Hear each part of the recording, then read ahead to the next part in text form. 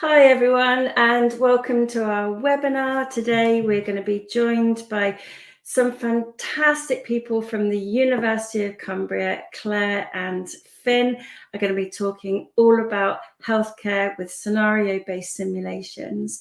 But it's so lovely to see you all joining us again. We've got people from India, from California, Florida, which is just fantastic. Please do say hello and say where in the world you are, because we always love to see where you are and wish that we were there too. So I'm not on my own backstage. I am joined by the lovely Kyla. Hello, Kyla. How are you? Hello, I'm really well. Thank you, Louise. I'm just looking at all these new people joining. It's very exciting, as you say, all these sunny places whilst we're in cloudy, rather wet Scotland. I know, it's the start of marvellous May. I always love May because it feels like summer's not far around the corner, but yeah, it's not particularly May weather yet, is it?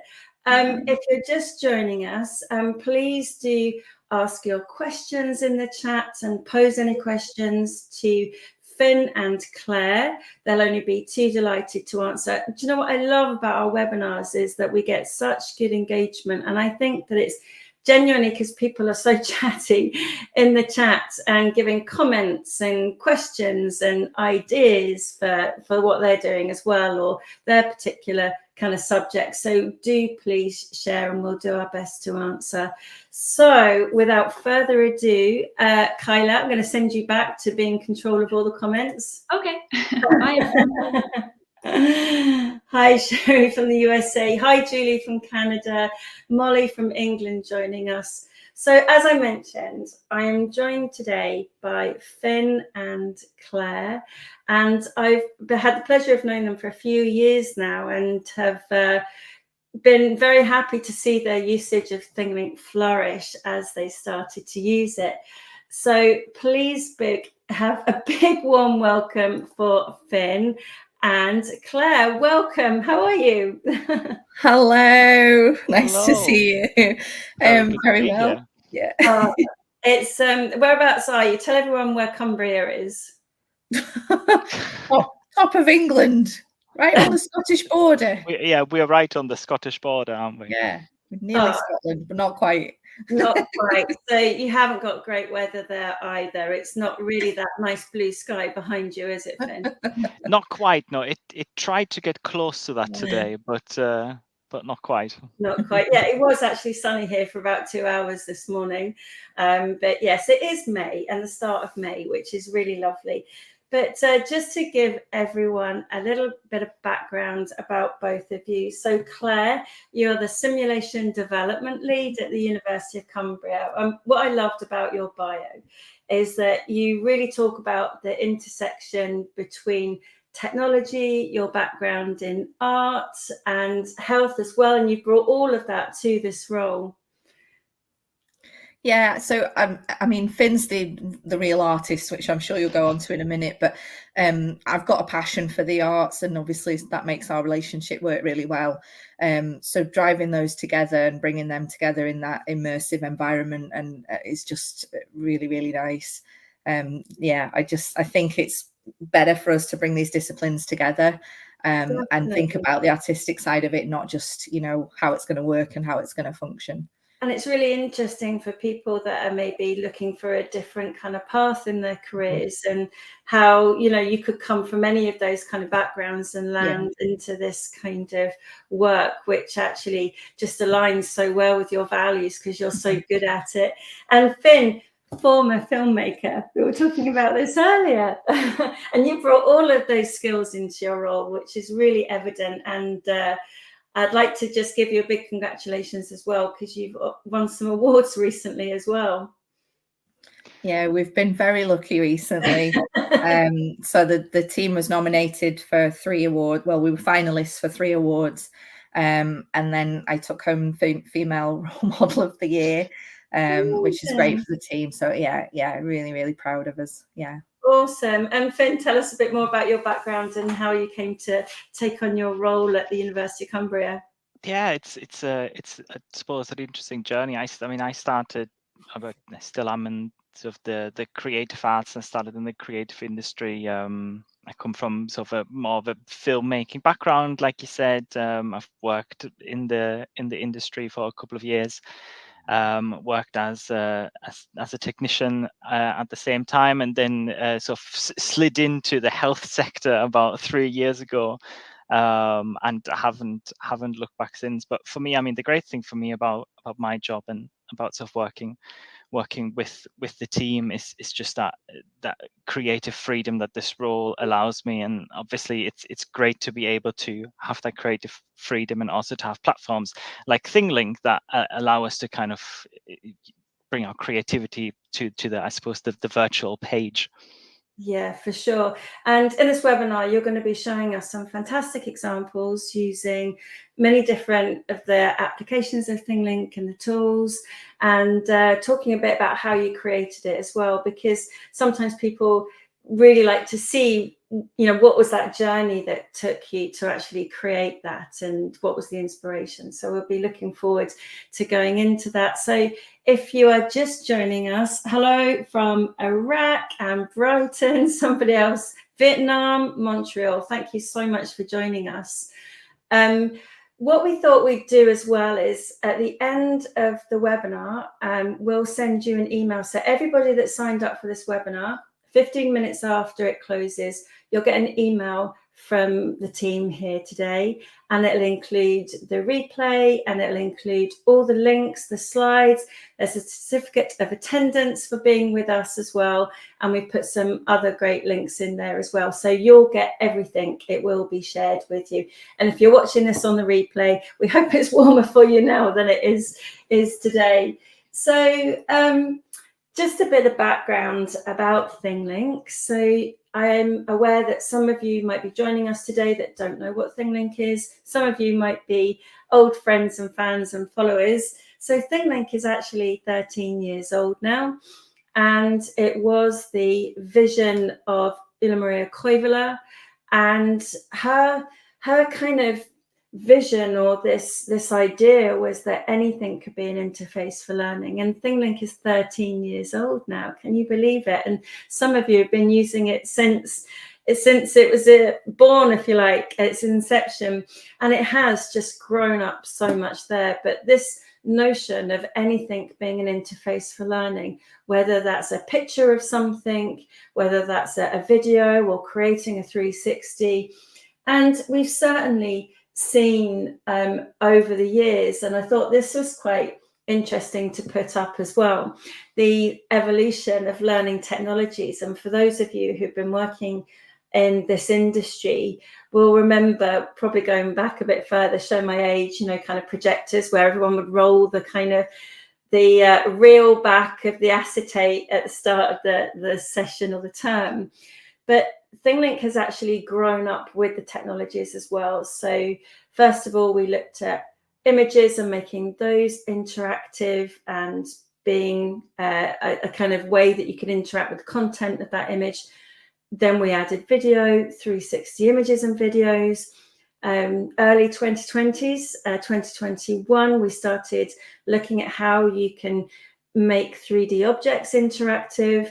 And of course, you know, everything's changed in the last year or so. So we introduced AI-assisted creation in 2023. And then as we now look at that intersection between the metaverse, AI, and kind of spatial computing, there's certainly going to be something developing there with the ThingLink suite. But just over to you, Finn and Claire. I mean, it's been quite a journey over the last year, particularly with AI tools coming on board. And has this enabled you to have a shift in being able to be more creative in creating the designs for learning, and particularly with the people that you work with?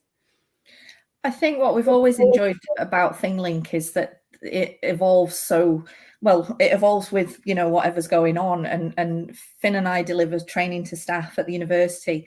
And every time we come to do training, there's more updates. And Finn says, "Oh, I didn't know that. I need to go and look it up." And you know, that's what we love about the platform, that it just keeps moving and keeps updating with everything. I'm sure Finn would agree. Yeah, absolutely. And I mean, I think AI, I'm very intrigued to see sort of where it goes and sort of what the possibilities that it gives us, and also I suppose the doors that it opens for people that might feel like they're not as creative, or they don't feel that comfortable or confident with sort of necessarily creating original content from scratch. I think AI is going to be a great tool to enable more people to let their creativity flow, I suppose. Yeah, I don't think I'm particularly creative, but I've really enjoyed, being able to use image generation tools like Skybox and DALL-E, etc. So bringing this up to kind of what ThingLink is. So our reason for being, raison d'etre, is that we exist to make immersive learning easy, and that's the easiest and quickest way for us to say it. So we are the easiest and fastest content creation tool for immersive learning. And when we talk about immersive learning, which I think is quite interesting, people always jump to headsets, and we're trying to say immersive learning isn't just about the headsets. So immersive learning, as we'll see from your fantastic example, you can create it on any device, but you can also make sure your learners can view that, whether they're on desktops or phones. And of course, many people access all their content through mobile phones, and it might not be, might be cost prohibitive for some organizations to look at headsets. And I'm not sure we're quite there yet when you look at the price tag of some of the ones that are out there on the market, but who knows where we might be with our Ray-Bans and those kinds of things in the not too distant future. But right now, it's not just about the headsets. It's about making immersive learning experiences, and more importantly,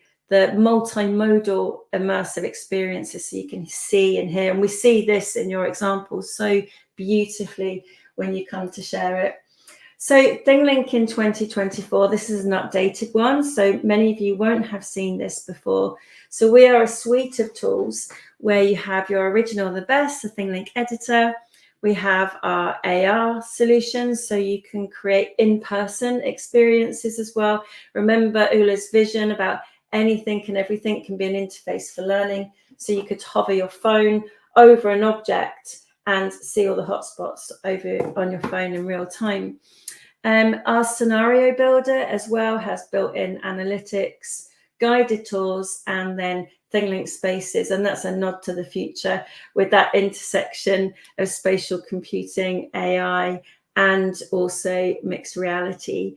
At the moment, with our AI tools, you're able to generate questions within the scenario builder, be able to generate tags, and quite soon you'll be able to have a look at some of the image generation options. We've already got an integration with Skybox, but that's something for another day and another webinar. It won't be too long, I'm sure.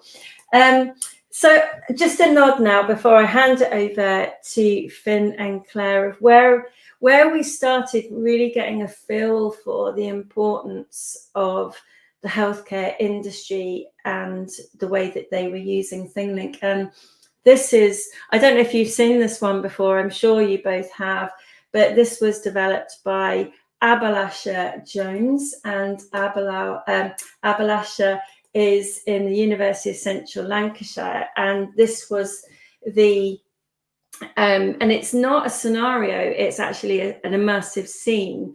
So in this one, multidisciplinary teams were able to look at this and then work out from their perspective what the requirements were for the frail patient, Florence, and there's lots of interactive elements as well. So hi, am I through to Dr. Patel? You can yes, hear, this is Dr. Patel. You can hear the actual conversations. Look at the biscuit tin. The biscuit tin's empty, and what's her kind of diet been like. You can see that the characters there are really in context, and it's these kinds of scenes that we really saw that power of immersive learning experiences. So a big shout out to Abhilasha for being part of that. I think that's probably a good time for us now to hand over to you both so that we can see all of the background and your fantastic example. So I think if I put your screen there ready, Finn, if you'll talk us through, and we'll keep an eye on the questions and add those on the screen as we go. Over to you, Finn. Thank you. So it's lovely to have everybody. We're very proud of what we've been doing at University of Cumbria. I'm just going to make a shameless mention of Skybox because I've actually used that recently with another piece where we've done a Dungeons and Dragons game, and we used it to generate fantasy backgrounds. So it's an excellent tool. It's very, very good. So we're going to talk about a piece that we created in our simulation team. Now, we use ThingLink quite a lot at the University of Cumbria. We have a lot of tutors signed up to accounts, and they generate a lot of their own teaching and learning using ThingLink. But obviously, because we're in the simulation team, we stick to using it for simulation. So we look for that level of interaction and immersion. Either or. And so what we wanted to do here, we were approached by the children's nursing team, and they were wanting to put a piece together to deal with a child with complex needs. So they already had a teaching and learning scenario set up, but what they wanted to do was enhance that into a simulated activity. So from my perspective, because I'm the academic in the team, I would look at that with the other academic and say, okay, what are we trying to simulate here? So we're trying to simulate something from real life. So this is where it comes away from teaching and learning and becomes an actual simulated activity. We wanted something that deepened the students' understanding of this complex care condition. So we had a scenario, we were given a scenario, and you can just see little snippets of that on the right-hand side of the PowerPoint. They gave us a framework. We rely on the academics to bring us the content. So I'm not a children's nurse, but we have children's nurses, OTs, physios, social workers, midwives, and they come to us and they bring the content to us. And that's when we start having those conversations about how that might be put together as a simulation. So they brought us this information and they gave us an idea of the kind of things they wanted the students to understand, that they wanted to practice, and the things they wanted to get a better understanding of. And one thing that's really important to us, we've got a lot of disciplines at the university, so we wanted to highlight that interprofessional working. And obviously with a child with complex needs, you're going to have a lot of different professionals in there. So we wanted to make sure that all of those areas were met. So that's what brought us on to think about using ThingLink. We knew it was something we could put together, but we could also create those aspects of simulation throughout that. So we could simulate taking vital signs, for example. And then we thought about how we were going to do information gathering around the interdisciplinary input. And that's where we've started to think about a simulated conversation with the mother of the child, who is called Felix. I should have said that at the beginning. So this is about looking at Felix, who has complex needs. So Felix, the case study, was a 10-year-old with cerebral palsy, and they were admitted because of health complications. So this was the real life scenario. And I said earlier that we're trying to simulate an actual activity. So we tried to make the case studies as realistic as possible, something that a student would encounter in practice. And then we want to think about, well, actually, how do we make it so that it feels like they are interacting with this scenario, that they're actually simulating something from practice, and that's what they take away from the scenario. So it's to bring that theory and practice together, but also offer that immersion and that interaction so that they feel they are really connecting with the family that they are working with. So I think the best way to showcase what the simulation does is for Finn to show you and just to have a look at what it actually looks like, and then have a little look at the back to see how we've put it together. So this is the first part of the introduction. So obviously we want to give them a little bit of background, a little bit of brief about Felix. And it just gives a general idea of the kind of things you'd be given if you were a children's nurse on the ward and he was brought in, and that's what you would need to know. And then you move into the ThingLink. And the first activity is to collect observations from Felix. So I wanted to make this as realistic as possible. And it goes on to the chart that registers all the vital signs. So that would be breathing rate, heart rate, pulse, sorry, my mind's gone blank. The oxygen levels in the blood and all these different things. So that was something that they could actually interact with. And did we have an example of that? Yeah. So we actually put on whatever we could as actual things that the students could test themselves. So you can hear the breathing, hopefully.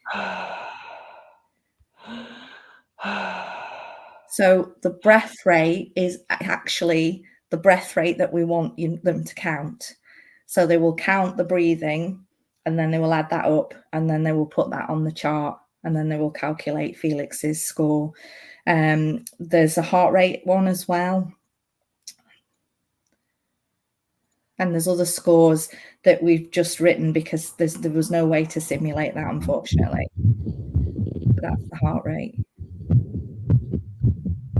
So again, the student can actually listen to that and count the beats, and they will get an accurate heart rate. So we asked the academic what results they wanted Felix to have. Those were the results. So we've sort of plugged that in at the beginning, and that's your interaction, and that's you simulating taking the child's vital signs. So it was really important for us to find some way to simulate that so that they could, genuinely interact with that. And then they fill out what's called the Pew's chart, which is the early warning score. So if there are any problems, that flags up, and that all comes from that data. So these are real activities that they would be doing on the ward naturally, hence the simulated activity. So if we go on to the next, and it's 2. Thank you. Forget every time. So the next part was about history taking.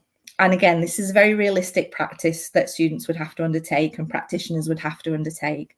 And this was all about asking questions. So obviously the child is often going to be too young to ask questions too. They're not going to know the answers necessarily.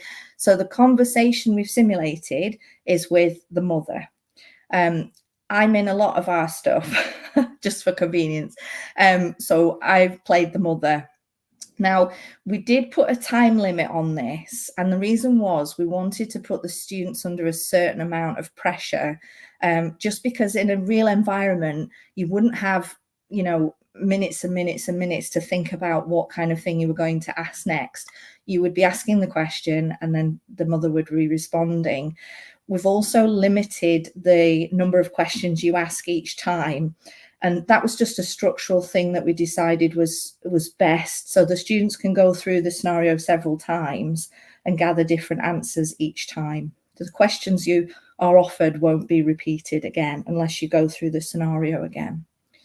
So just jump in if I missed anything, Finn. I will do. All right. So this is time limited. You've got 30 seconds to decide, and you've got to choose a question that you want to ask the mother of Felix. So you can see you've got quite a few, and we've put them into sections. So this first one is about his background. So if we just choose one of the questions, what shall we go for? Let's ask about the mobility. How mobile is Felix? So he's not very mobile. He uses a wheelchair at the minute. He can shuffle along on his bottom, but he is learning to walk using a frame, and he's got some splints for his legs. And then it moves on to a different section of questions. So this one is about family and social background. So again, you can choose a question and get the answer through. And we decided to have it as just audio. Sometimes that's time pressure. Sometimes it's just not necessary to do a full video. But, with ThingLink, you've got the option there to do something that's videoed as well. Felix goes to a special school that is attached to the high school. There's quite a bit of interaction between the two. He seems to really enjoy school. He gets one-to-one support there, which is good. And he seems to really enjoy himself. He takes part in wheelchair sports, which is really good for him. And then it moves on to questions about team around the child. So that's the multidisciplinary, the interprofessional thing that we were talking about earlier. So these are just questions about who's involved with Felix's care.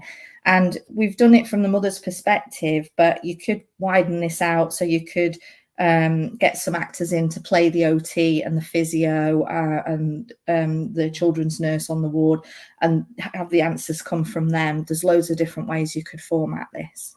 So Felix regularly sees a physio to help with mobility and independence, and they're attached to the school, so they help him there. And one more about the team around the child. So we had quite a few of those, so we split them into 2 sections. Felix doesn't have a social worker at the minute. And then, like we said, you can either start the scenario again and run through different questions maybe, or you can end the scenario. You can use it in lots of different ways. So students can go through and then go through again, or you could have one group go through it once, another group go through it once, and obviously they would ask different questions and get different answers, and they could come back together and have a conversation about the things that they've learned. Like a child protection meeting or something like that. So that would be an extra simulation that you would add on to it. Like I said, we wanted to make it as interactive as we could, and we wanted the student to feel that they were doing a real assessment on Felix, and those were the 2 sections of the assessment. So I'm going to hand over to Finn so that he can show you what it looks like from from behind. From behind the curtain. Yeah. So so I just want to show you sort of what it basically looks like behind the scenes, and how we put it together in ThingLink. So it's all built in ThingLink Scenario Builder, and as you can see here, it's probably one of the more complex scenarios I think that we've built. And I suppose the most interesting thing for us is the sort of the branching trees. So we've really I'm a big fan of sort of branching narratives, and sort of having narratives go down different paths and give me different outcomes. And that branching option in ThingLink gives us a great tool to create these kind of narratives or trees. So it's very simple on the surface. So basically what we have is, as we said, we have always a question, but we have a set of questions to choose from, and each question obviously has an answer assigned, which is just sitting, so the video is just sitting in its own ThingLink scene. And then obviously the thing that we wanted to achieve with this is to really have the students consider what would be what they basically need to ask, or how they need to continue the conversation in order to get the information that they need to proceed with this. So for that, we basically wanted every question, like Claire said, we only wanted every question to come up once. So it would really put that, it's I suppose just like in a real conversation, you don't necessarily set out with a set of questions and you work your way through. You sometimes need to adapt to depending on where the conversation goes. So the way it's structured is it's just using the branching ThingLink function, and basically every branch is classed as a individual question. Once the question is selected, it then plays the video that's embedded in its own separate scene, and then at the end of each video, every video will then always link back, as you see here, to the next block of questions, so the next branch, and it basically then repeats all the way down. Something that I am really keen to explore in the future with a scenario like this would be to actually have the options and the branches determine what set of questions the students would get next. And I think for us, that's probably the next step in terms of what we want to do with a scenario like this. So, for example, if I would ask mum who lives at home, I actually then get a completely different set of follow-up questions from that I would never see if I would select any of the other questions. And then also, again, because for us everything is around how can we simulate real life as best as possible, to also build in almost a system where there's more or less appropriate and inappropriate questions. So if I ask something to mum that she doesn't like, she might respond, like her response might be really, really short and brief and abrupt, and she's not going to give me all of the information. And that again would then continue through the scenario.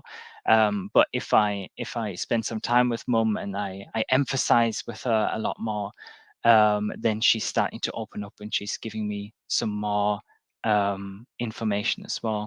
Another thing that we've really wanted to do with this one is, obviously we've chosen to literally just use still images and then have the audio overlaying, but what we wanted to really build in was that notion that the still image should give you an idea of what mum is feeling, and that idea that potentially what she was maybe internally feeling was maybe at odds with what she was externally saying. And so to challenge the students, that little bit more of kind of reading into mum's body language as well, and gathering maybe some clues from that as well.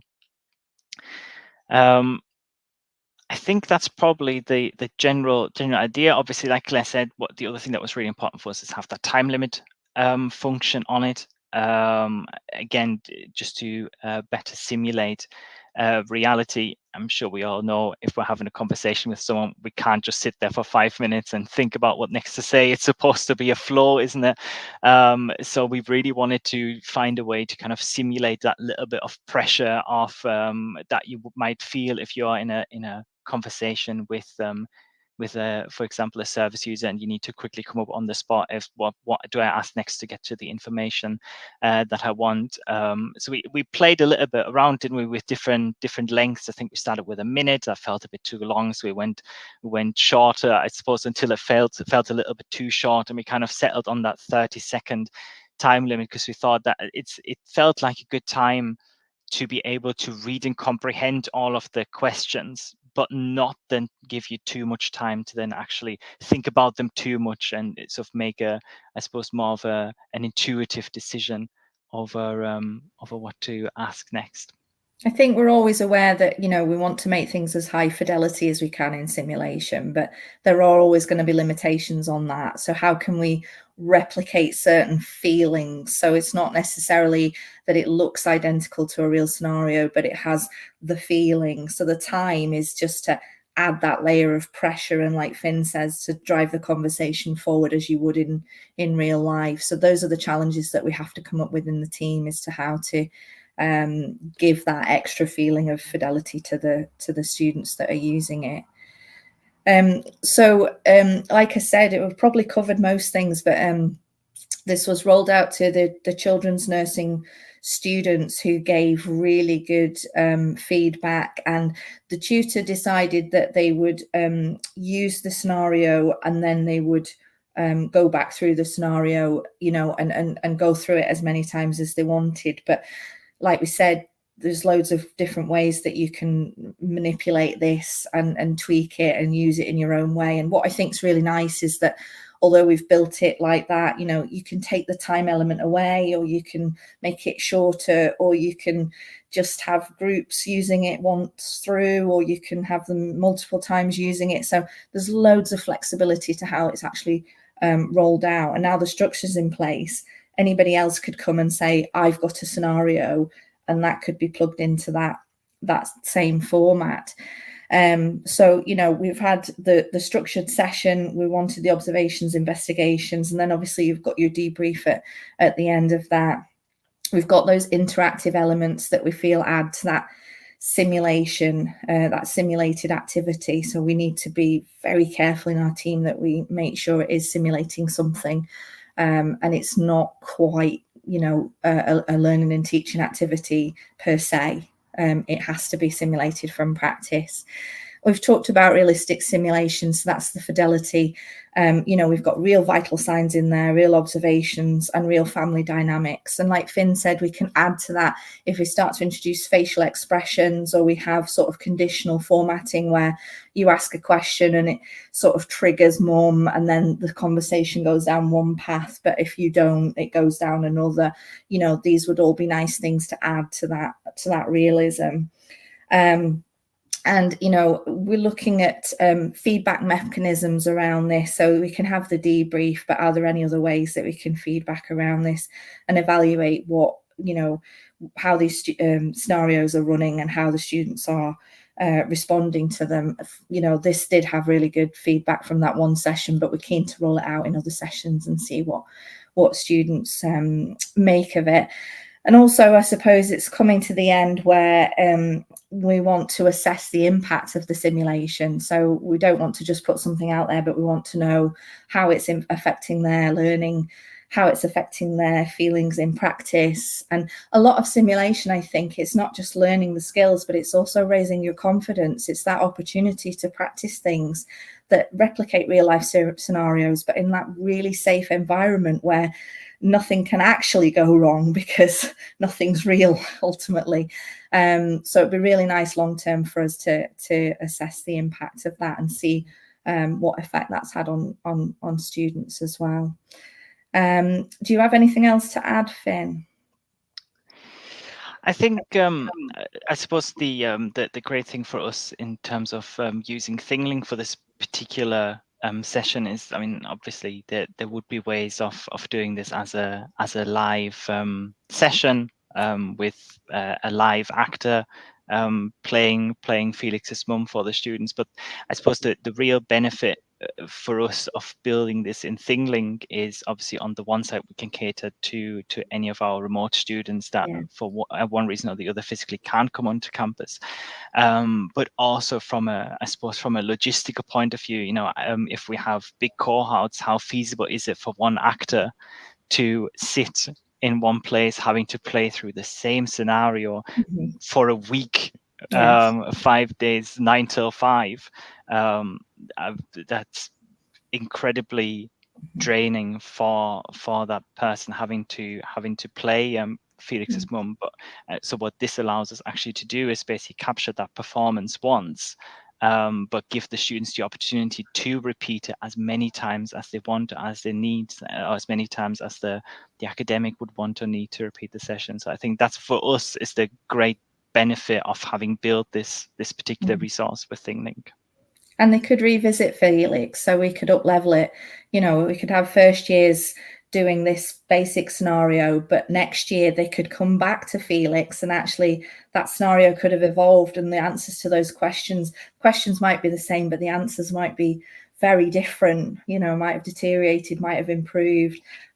So we can manipulate that as well. And then they keep that relationship with that character as well. So there's lots of different options for this.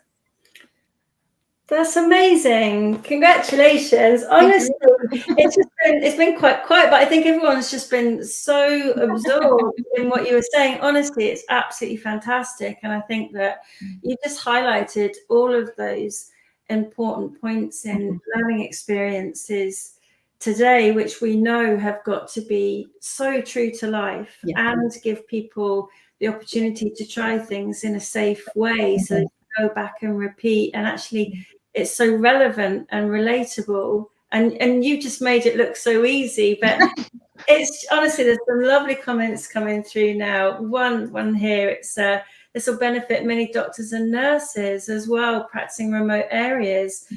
Molly, who's from England as well, amazing example. I'll be definitely borrowing some of these ideas.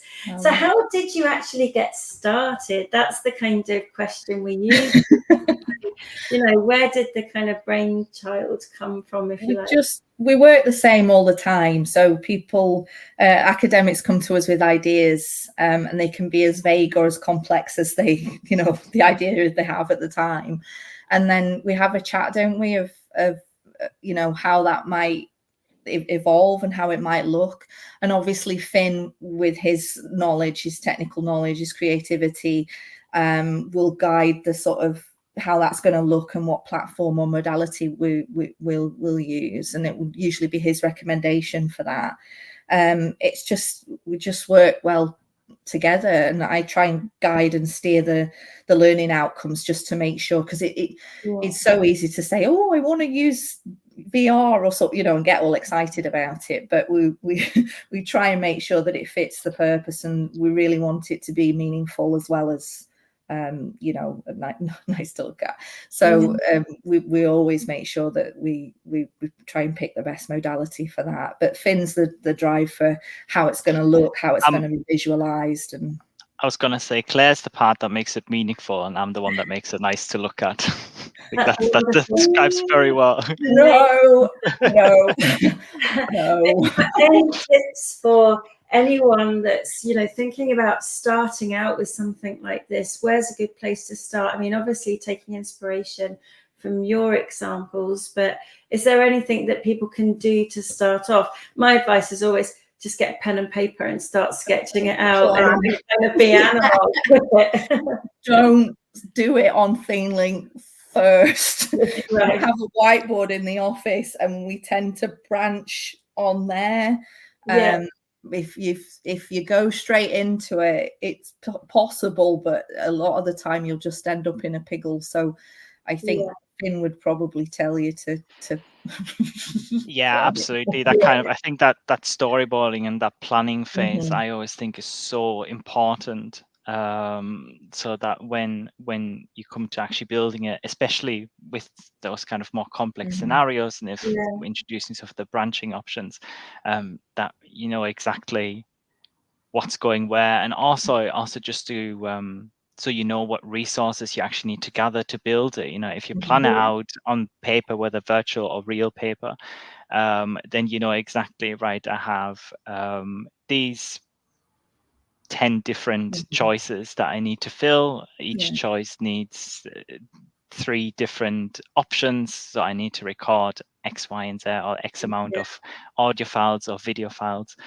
So that planning phase, I always think, is very, very, very important. And the more you kind of plan, and I suppose also kind of try things out. I think that's a lot of what we do, is that kind of a little bit of a trial and error approach, isn't it? And we kind of brainstorm ideas, and because like Claire said before, with what we try to do with any kind of virtual simulation is we always go from, well, how does it look in reality? Like, how does it look in real life? How does this play out if I would encounter in real life?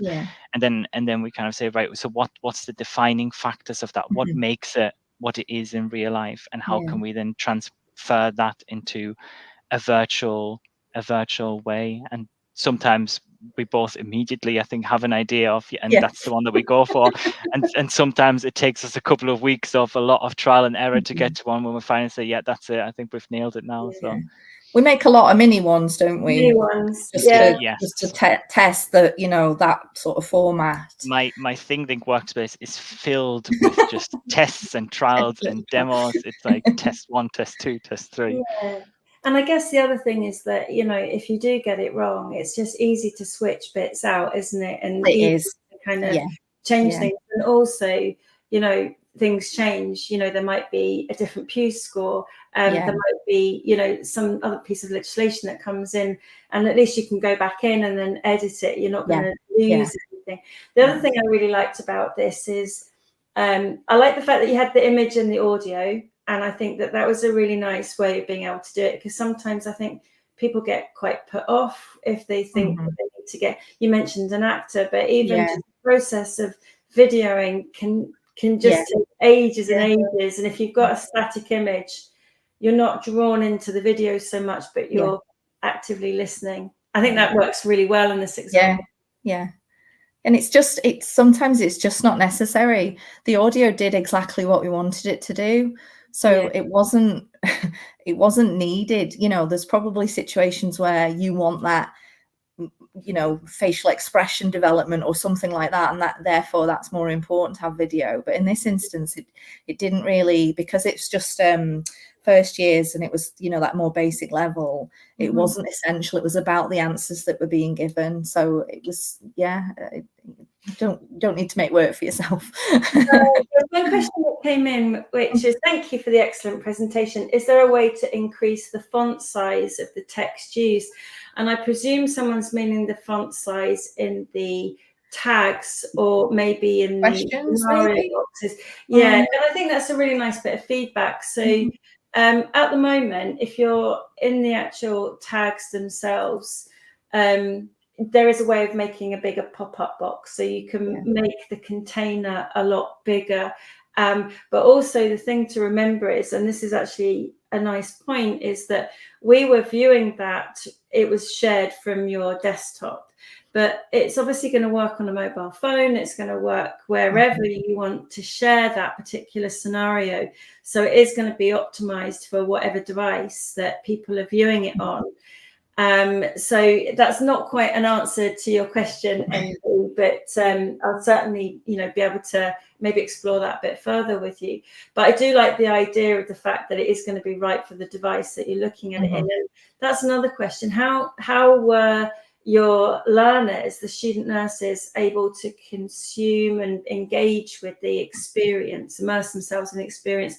Did you just send them the link? Did you have it as part of an LMS system, or what was the best way for them to access it? They were just accessing it together in Classroom. But, you know, I think it was sort of a proof of concept this time. It was a bit of a trial run just to see how they're responding to that new format and things. So I imagine the next cohort is going to up level. And like we said before, that's the beauty of it. Now it's built, you know, they can go away and use it. There's another nice question that's come in. Sorry, Finn. Is there a way to track what the student has completed in the scenario? And the answer is yes. So whichever path the student took can actually be tracked. And if you have LTI 1.3, which is the Learning Technology Operative, that's right, LTI.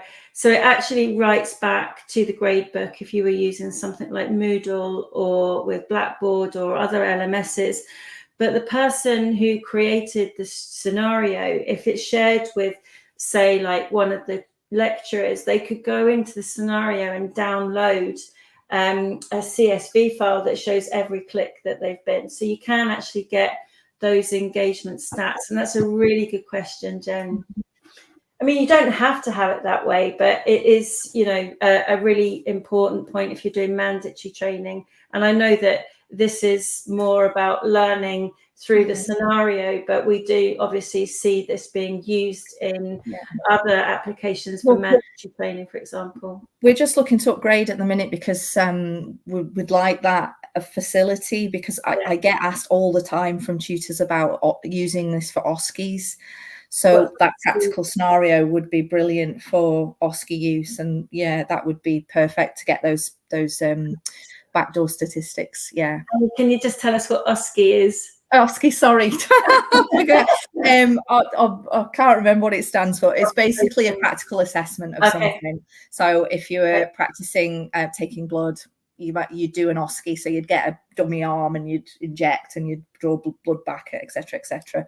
So it's a practical assessment of a skill, basically. Amazing. So I thought it'd be quite fun just to show some other examples, and you're going to get all of these in the email that we send out to you. So I'm just going to share my screen again. So this was the University of Central Lancashire. They actually created a sepsis escape room, and you think sepsis is quite a thorny subject to make interesting maybe, but they created this whole escape room, and you'll be able to click on this when you get the deck. But here you've got the escape room, and there's little things like checking the actual colours of the urine bottles, and they spell something out, and then, you know, there's charts and you know, little things that all are clues, and when you've got all the clues, you're able to escape the room, and you need the code to do that. And we see a lot of these kinds of escape rooms. And, you know, it's what's really lovely is that the work that you're doing is lending itself really well for adults taking some of that pedagogy that we see in schools, which is creating these kinds of immersive experiences, and why not? And then the other one, which I thought was quite fun to show you, I'm just going to have a drink of water,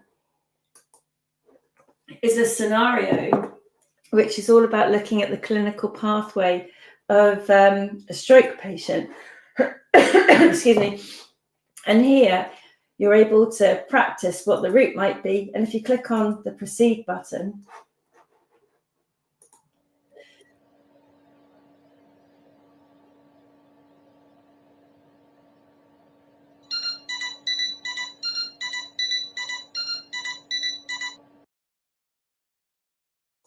there's been an alert. Click proceed. And then you actually have to... Jaa, lähdetäänpä tehtävälle. Se taisi olla aivohalvaus ja tuossa Pohjolan way. Joo, se taitaa ollakin tuossa tuo kerrostalo. So regardless of the task, it's advisable to just take it right.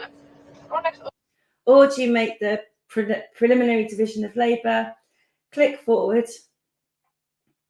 Tässä aamulla nyt miehellä tuli äkillinen kohtaus. Sorry, it's in Finnish, but you can see the whole pathway there, which is really interesting. And that's just a, excuse me, another really nice example. So we're coming up to almost the end of our webinar. So I'm just going to go back to our slides and take you through what's coming next. And there's some other really nice examples. And we've also included information about our AR app, which is out now, so you can use this. And what this is where you can take a photo of something. It might be an instrument that's actually in the ward, and then you can take a photo of it, turn it into a ThingLink, and then people can hover over it with their phones and then get all the hotspots. So that's a really nice on-site example and application. And for those of you who have used guided tours, we've now announced that we've got an extension module, which is all about guided tours, which is module 11. And we've added that to our ThingLink certified creator course. And as of today, we've got another extension module, which is for that AR app. So you'll be able to go in there and find out exactly how to do it. And in the slides, you can click on paperclip there and it will take you to that. And then coming up next Wednesday, this is very hotly awaited. We had a lot of feedback from people who wanted to become a ThingLink certified trainer, and we're launching our own program that will enable people to become that trainer. And we're creating a community around that with additional benefits, sneaky peek previews, and also trialing out new tools as well as they come along. Sign us up. We will do. Sorry, I haven't got COVID. Oh, I've just developed this cough all of a sudden. I think it's the fields and the rapeseed, which is all planted around me. Anyway, on the 22nd of May, we've got our next webinar after that, after the trainer one, which is Book Creator. And people love Book Creator, creating, you know, these amazing books that you can share. So we thought it'd be good to buddy up with Book Creator, and we're going to have a webinar with them on the 22nd of May. You are all welcome, of course. So in the deck, there's a certificate slide here. You'll see we've actually sent you one that's attached to the email, so you can edit it and add in your first name and last name of your choice using your editor of choice. And that's all coming out to you on the email, which will arrive with you in about 15 minutes. So apologies for my cough. I'm just going to bring Kyla back onto the screen there. That's amazing, Kyla, wasn't it? Yeah, so inspiring. And I've jotted down so many ideas from that that I can pass on to others who may not have seen this webinar for how they can structure their scenarios. Really good. And if anybody has got any other feedback or they want to ask any questions to Finn or Claire, please just drop them in the chat now. But I mean, if you had any other requests for us as a team, is there any kind of improvements that you'd like to see to ThingLink from your experience so far? That's to Finn and Claire. I think just don't know. keep doing what you're doing. Like as Claire said, I mean we run training sessions for our staff on a very regular basis, and the most exciting thing for me about the training sessions is just to see what's new on ThingLink.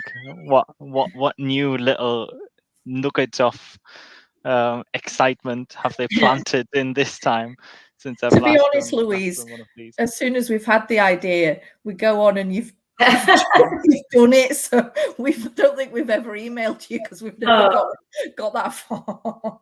Well, the big news is, well, there's a couple of things. So, you know, at the moment you can use guided mode where you can have icons that flash in sequence.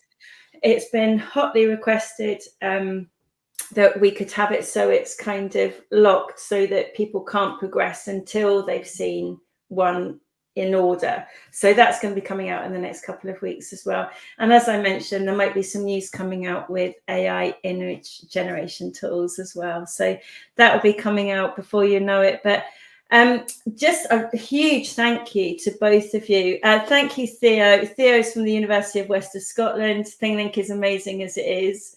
That's lovely. Thank you, Theo. Yeah, just a huge thank you for, you know, coming along and sharing your example. And it is going to be an inspiration to everybody. And some more thanks coming on to the chat there as well. So just all that's left for me to say is thank you so much for joining us. Thank you so much to Finn and Claire from all of the ThingLink team. It just is inspiring for us to keep developing ThingLink, seeing what you're doing with it. And yeah, we couldn't be prouder to see what you're doing. So thank you very much from all of us. We just absolutely love it. More comments coming through. Very helpful presentation. Thank you. Thank you, Susan. Thank you, Windy CLC. I'm not sure where they're from. But so all that's left for me to say is thank you to all of you for joining us this evening. If you're watching on the catch up, don't worry, you're going to get all of the information as well. So a big thank you and take care, everyone. But it's a goodbye from us here. Take care. Thank you. Thank you very much.